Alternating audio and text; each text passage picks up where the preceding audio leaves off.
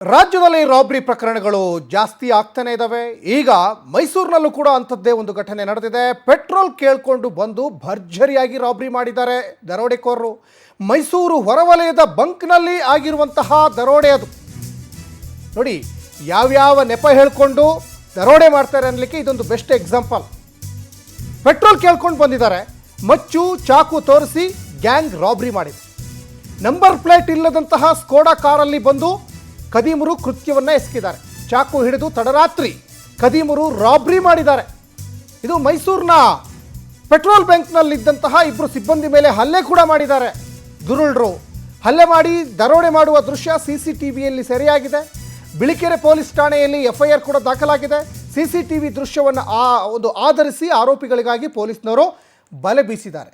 ನೋಡಿ, ಸಾಕಷ್ಟು ರಾಬ್ರಿ ಪ್ರಕರಣಗಳು ನಡೀತಾನೆ ಇದ್ದಾವೆ. ರಾಬ್ರಿ ಪ್ರಕರಣಗಳು ನಡೆದ್ರು ಮತ್ತೆ ಮತ್ತೆ ಅದು ಜಾಸ್ತಿನೇ ಆಗ್ತಾ ಇದೆ. ನೋಡಿ, ಈ ಖದೀಮರು ಏನಿದಾರಲ್ಲ, ಪೆಟ್ರೋಲ್ ಕೇಳ್ಕೊಂಡು ಬಂದಿರ್ತಾರೆ.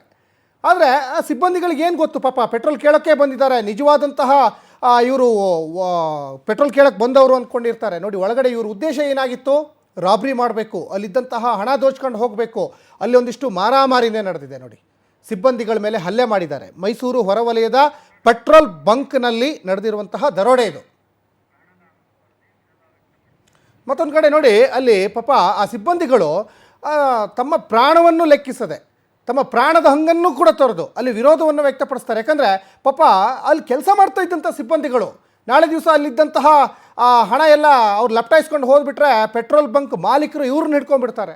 ನೋಡಿ, ಆ ನಿಟ್ಟಿನಲ್ಲಿ ಅದನ್ನು ಪ್ರತಿರೋಧಿಸುವಂತಹ ಕೆಲಸಕ್ಕೆ ಪಾಪ ಸಿಬ್ಬಂದಿಗಳು ಮುಂದಾಗ್ತಾರೆ.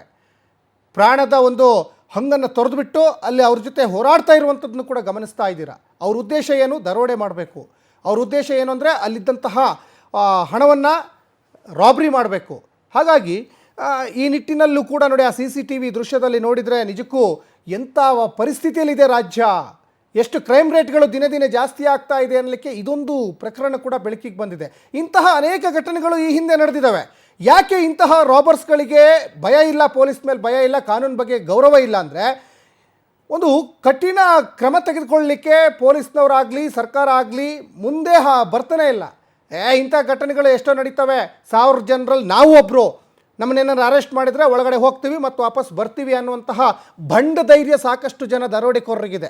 ಆ ನಿಟ್ಟಿನಲ್ಲಿ ಮತ್ತೆ ಮತ್ತೆ ಈ ರೀತಿಯಾದಂತಹ ಘಟನೆಗಳಿಗೆ ಇಂತಹ ದರೋಡೆಕೋರರು ಸಾಕ್ಷಿ ಆಗ್ತಾ ಇರ್ತಾರೆ. ಹಾಗಾಗಿ ಇವರಿಗೆ ಹೆಡೆಮುರಿ ಕಟ್ಟೋದಷ್ಟೇ ಅಲ್ಲ, ಒಂದು ಕಠಿಣ ಕ್ರಮ ತೆಗೆದುಕೊಳ್ಬೇಕು. ಕೇವಲ ಬಾಯಿ ಮಾತಲ್ಲಿ ಕಠಿಣ ಕ್ರಮ ತೆಗೆದುಕೊಳ್ತೀವಿ, ಬಂಧಿಸ್ತೀವಿ, ಖಂಡಿಸ್ತೀವಿ, ಜೈಲಿಗೆ ಹಾಕ್ತೀವಿ ಅಂತ ಆಗಾಗ ನಮ್ಮ ಗೃಹ ಸಚಿವರು ಪರಮೇಶ್ವರ್ ಹೇಳ್ತಾ ಇರ್ತಾರಲ್ಲ, ಆ ಕೆಲಸವನ್ನು ಈಗ ಮಾಡಿ. ಯಾರು ಮುಂದೆ ಬರಬಾರ್ದು, ಈ ರೀತಿಯಾದಂತಹ ಕೆಲಸಕ್ಕೆ ಯಾರೂ ಮುಂದೆ ಕೈ ಹಾಕಬಾರ್ದು.